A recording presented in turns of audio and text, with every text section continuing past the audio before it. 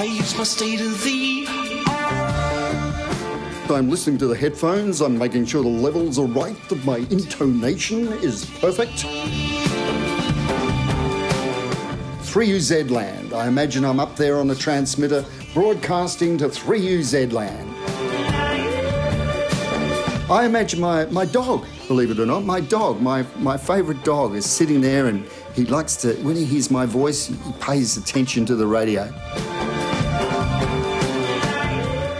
But I tend to go along with the guy who thinks it's just me and the listener. They're not shouting to the world, they're not trying to be smart, they're not trying to have big voices, it's just you and me.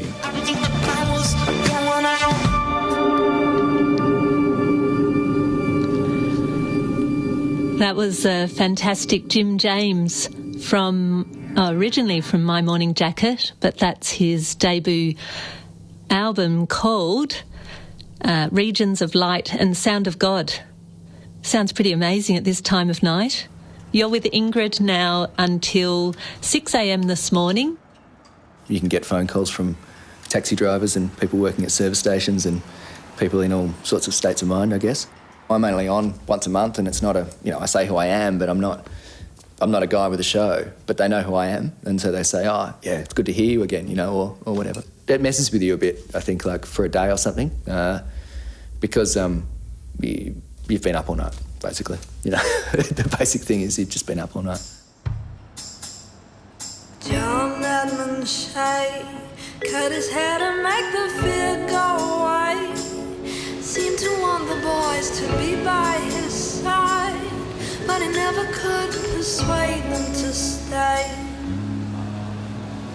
It was the middle of winter, and a couple of friends of mine had managed to talk themselves into doing one graveyard shift. That's all I ever thought they'd get, but it was, it was a big thrill. Going to be on the radio for 4 hours, even if it was only once.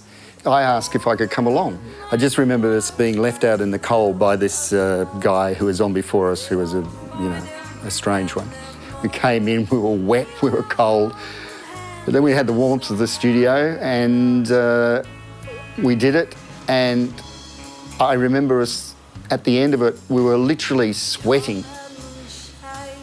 And we looked at each other and we said, all at once, we said, we've got to do this again. So that's one of those moments in life where an ordinary Joe Blow like me, who's very nervous about speaking in front of people, was able to get into a field you secretly wanted to all your life, but you never thought you would. And a life-changing moment, I would say. You just were listening to Felicity Groom. She's brilliant, isn't she? Western Australian woman who put out an album called Gossamer back in 2011. That one was called John Edmund Shea. The station is full of superfans of music who are incredibly knowledgeable. So as anyone who loves music would attest, just being able to sit and talk about music and learn from other people is incredible. So that's been a really sort of rich education for me, particularly when I was a lot younger, but I still tune in and hear amazing things.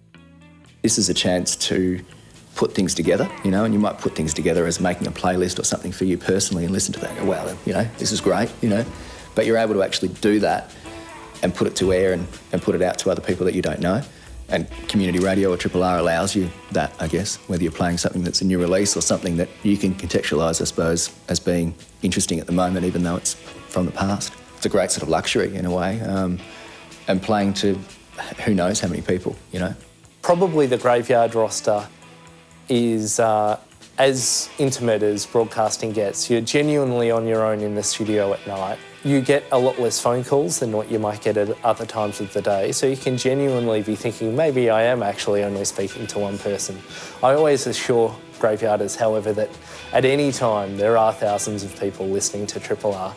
I think that's what it is. It's just that emotional choice that you make of, this is okay. I think I'll hang out here for a little while. And it feels comfortable and it feels safe and it feels entertaining. And it's maybe a little bit challenging. That's the important thing about graveyarders. It isn't just, a training ground. It actually is the source of what we do. Some people do it because they want to prove something to themselves. One guy recently was like, I have a fear of public speaking.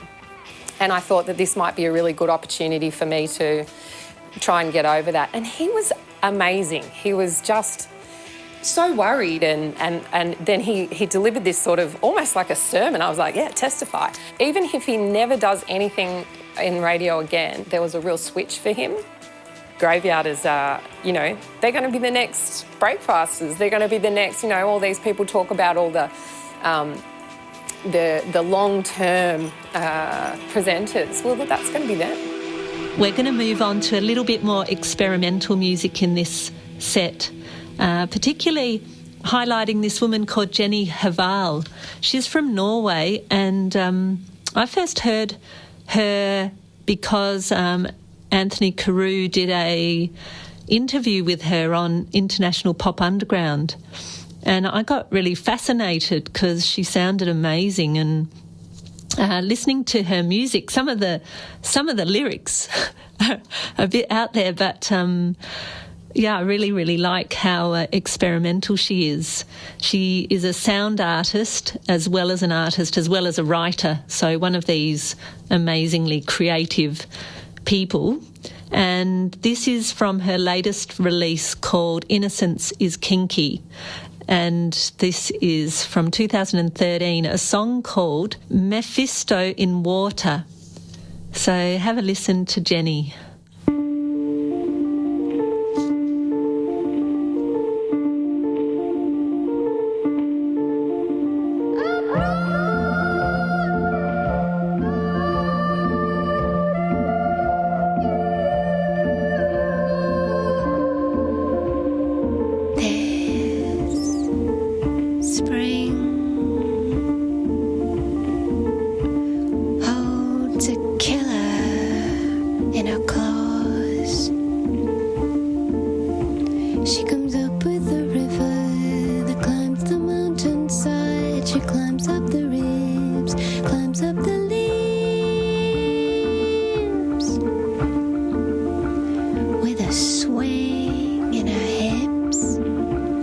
The springtime is here, and